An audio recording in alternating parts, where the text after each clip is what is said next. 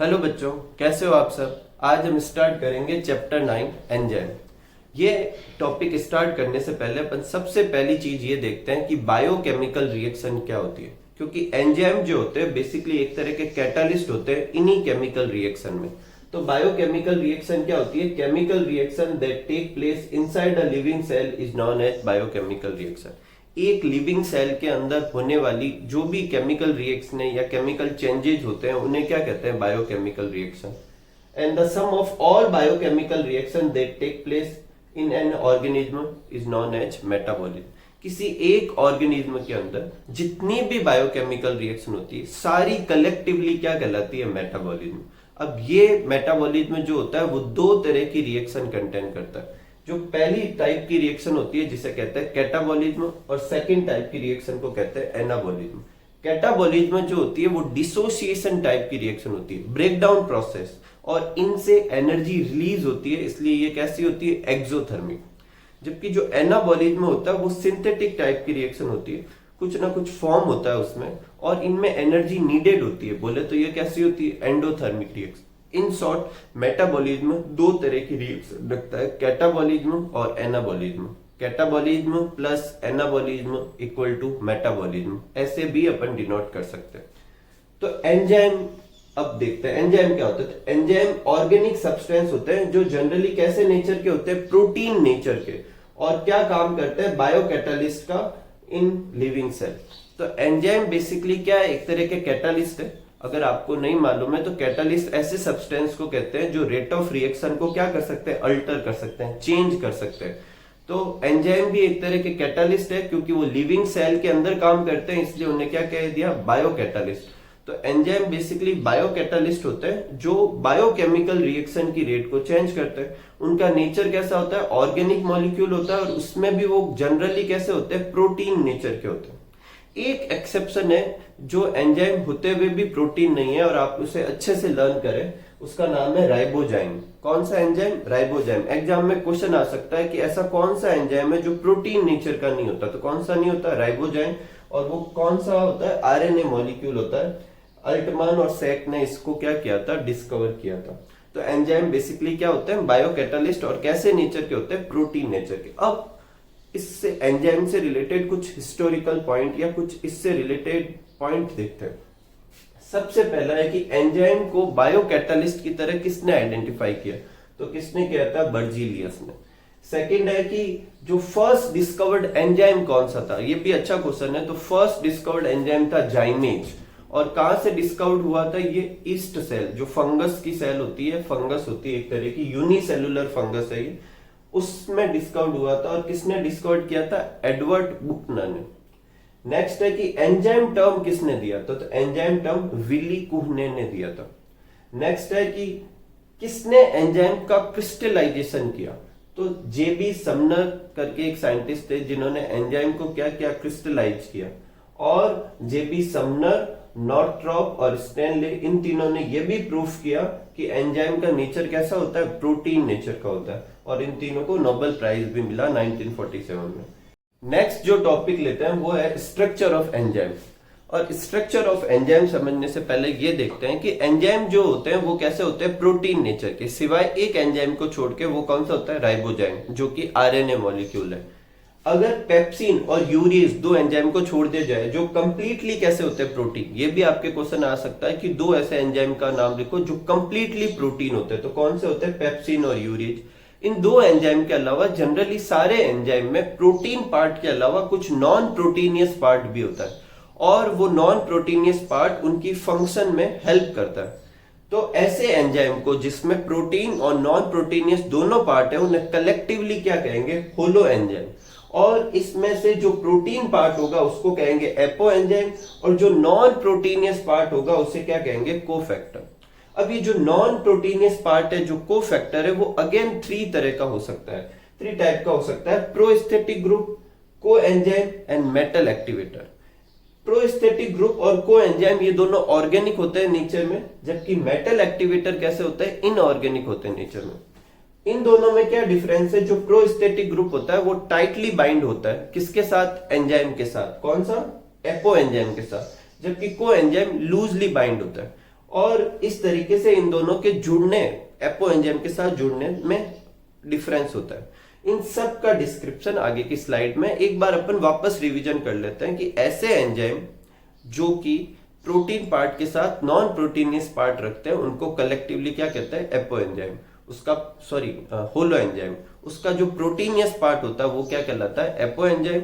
और जो non proteinaceous part होता है वो क्या कहलाता है, कोफैक्टर।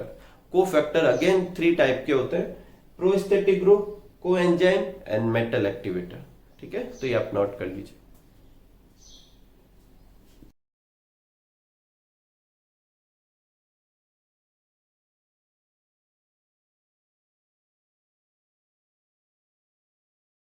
नेक्स्ट टॉपिक है अपना स्पेशल प्रॉपर्टी ऑफ एंजाइम।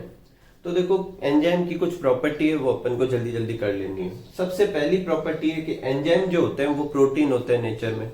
दूसरा, एंजाइम जो है वो क्या है, मतलब सॉल्यूशन है, कोलाइड है, सस्पेंशन है। तो एंजाइम क्या होते हैं, एक तरह के कोलाइडल होते हैं इन नेचर में। और कोलाइडल सब्सटेंस की एक एडवांटेज होती है, उनका सरफेस एरिया क्या होता है, बहुत ज्यादा होता है। Enzyme are large molecule and provide large surface to substrate. Substrate किसे कहते हैं, वो सब्सटेंस जिसके ऊपर एंजाइम एक्ट करेंगे या जिनके लिए एंजाइम कैटलिस्ट का काम करेंगे उनको क्या कहेंगे, सबस्ट्रेट। एंजाइम जो होते हैं वो प्रोटीन नेचर के होते हैं और प्रोटीन जो होता है वो एमिनो एसिड का बना होता है, तो मेड ऑफ एमिनो एसिड। एक एमिनो एसिड का जो स्ट्रक्चर होता है कुछ ऐसा होता है जिसमें एक कार्बन की जो 4 वैलेंसी होती है वो एक हाइड्रोजन से, एक एल्काइल ग्रुप से, एक एमिनो ग्रुप से और एक एसिडिक ग्रुप से होती है। अब एमिनो और एसिडिक दोनों की प्रेजेंस की वजह से जो एमिनो एसिड जो होते हैं वो एम्फोटेरिक होते हैं। एम्फोटेरिक बोले तो जो एसिड और बेस दोनों से रिएक्ट कर सके। और ये खासियत फिर प्रोटीन में भी होगी और यही खासियत किस में होगी, एंजाइम में, क्योंकि एंजाइम भी क्या होता है, प्रोटीन होते हैं नेचर में। तो एंजाइम जो होते हैं वो कैसे होते हैं, एम्फोटेरिक और एसिडिक और बेसिक दोनों सबस्ट्रेट के साथ क्या कर सकते हैं, रिएक्ट कर सकते हैं। एक है एंजाइम ऑप्टिमा। एंजाइम ऑप्टिमा का मतलब है कि हर एंजाइम एक पर्टिकुलर पीएच रेंज में और एक पर्टिकुलर टेम्परेचर की रेंज में ही काम कर सकता है अपनी मैक्सिमम एबिलिटी के साथ। तो वो रेंज और वो टेम्परेचर की हो चाहे वो पीएच की हो जिसमें एंजाइम अच्छे से काम करे वो एंजाइम की क्या कहलाएगी, एंजाइम ऑप्टिमा कहलाएगी। तो सपोज करो कि एंजाइम ऑप्टिमा है 25 to 35 टेम्परेचर में और पीएच है 4 to 7, तो वो 4 to 7 और जो गिवन टेम्परेचर है उसमें सबसे ज्यादा एक्टिव होगा। बाकी उससे कम होने पर भी वो एक्टिविटी घट जाएगी और उससे ज्यादा होने पर भी एक्टिविटी घट जाएगी। तो एंजाइम ऑप्टिमा की वजह से जो टेम्परेचर और एंजाइम एक्टिविटी का ग्राफ जो होता है या पीएच और एंजाइम एक्टिविटी का ग्राफ जो होता है वो कुछ ऐसा होता है कि भाई एक पर्टिकुलर पे तो ये सबसे ज्यादा होती है एक्टिविटी, उससे कम पे भी घटेगा, उससे ज्यादा पे भी घटेगा। नेक्स्ट है एंजाइम इनहिबिशन। इनहिबिशन का मतलब होता है कि एंजाइम की एक्टिविटी को कुछ सर्टेन सब्सटेंस क्या करते हैं, घटा देते हैं, डिक्रीज कर देते हैं। उन सब्सटेंस को कहते हैं एंजाइम इनहिबिटर। अगला टॉपिक अपन उसी को अलग से करेंगे, तो अभी इसको यहीं छोड़ देते हैं। नेक्स्ट है स्पेसिफिक नेचर का होना एंजाइम का। तो देखो हर एंजाइम जो होता है वो एक स्पेसिफिक क्राइटेरिया पर ही काम करता है। अब वो स्पेसिफिक क्या है, एक बॉन्ड स्पेसिफिक है या कोई मॉलिक्यूल का स्पेसिफिक है या कोई वो पर्टिकुलर स्टीरियो आइसोमर पे काम करता है, वो किस पे काम करता है, इस बेसिस पे स्पेसिफिक नेचर जो होता है वो 4 कैटेगरी में डिवाइड कर सकते हैं। सबसे पहला है एब्सोल्यूट। एब्सोल्यूट का मतलब होता है कि एक एंजाइम सिर्फ एक टाइप की रिएक्शन और एक टाइप के सबस्ट्रेट पे काम करेगा। जैसे कि यूरियज एंजाइम है तो वो सिर्फ हाइड्रोलाइज कराता है और वो भी किसका, सिर्फ यूरिया का, और किसी का हाइड्रोलाइज नहीं करवाएगा। तो इसे कहते हैं एब्सोल्यूट स्पेसिफिक होना। सेकंड है ग्रुप स्पेसिफिक। ग्रुप स्पेसिफिक का मतलब एक मॉलिक्यूल नहीं, ग्रुप ऑफ मॉलिक्यूल पे काम करेगा। जैसे मान लो हेक्सोकाइनेज, तो ये वो हर मॉलिक्यूल पे काम करेगा जो 6 कार्बन की शुगर होगी, बोले तो हेक्सो शुगर पे काम करेगा, जिसमें ग्लूकोज भी आती है, फ्रुक्टोज भी आती है। तो हेक्सोकाइनेज ने सिर्फ एक मॉलिक्यूल पे काम नहीं किया, हेक्सो शुगर पे, अब जितनी भी 6 कार्बन की शुगर होगी सब पे काम करेगा। लेकिन जैसे मैं बोलूं ग्लूकोकाइनेज, तो ग्लूकोकाइनेज सिर्फ ग्लूकोज पे काम करता है, तो ग्लूकोकाइनेज तो कैसा हो गया, एब्सोल्यूट स्पेसिफिक, जबकि हेक्सोकाइनेज कैसा हो गया, ग्रुप स्पेसिफिक। नेक्स्ट है बॉन्ड स्पेसिफिक। ये जो एंजाइम होते हैं वो एक पर्टिकुलर बॉन्ड पे काम करते हैं।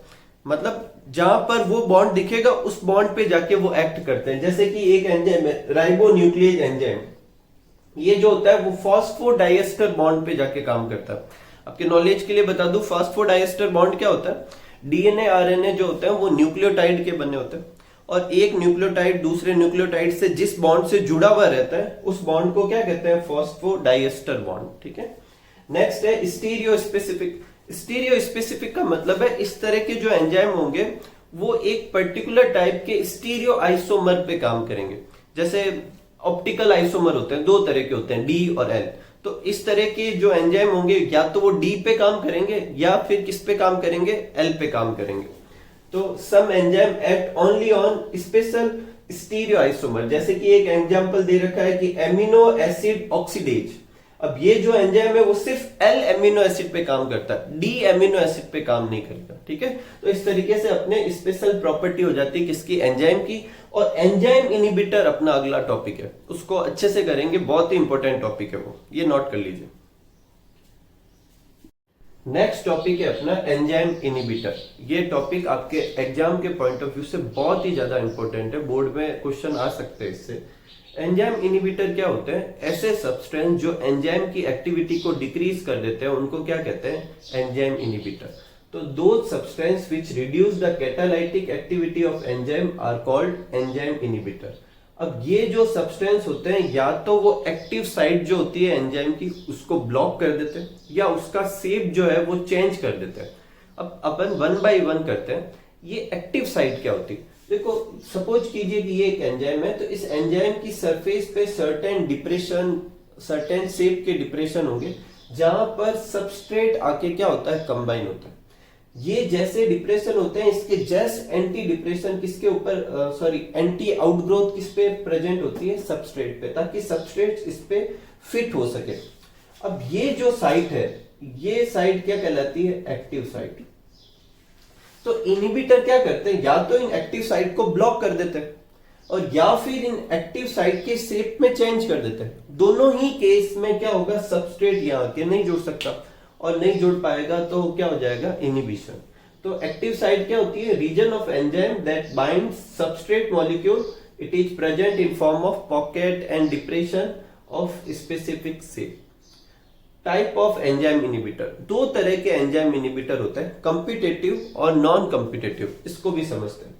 सपोज कीजिए कि ये एंजाइम था और ये सबस्ट्रेट था। अगर इसके जैसे के जैसे शेप या इसके जैसे की जैसे स्ट्रक्चर वाला एंजाइम ले, सॉरी सबस्ट्रेट ले, कोई सब्सटेंस ले, तो वो इसके साथ क्या कर सकता है? कंपीट कर सकता है इधर जुड़ने के लिए। ऐसे सब्सटेंस को या ऐसे इनिबिटर को क्या कहेंगे? कॉम्पिटिटिव।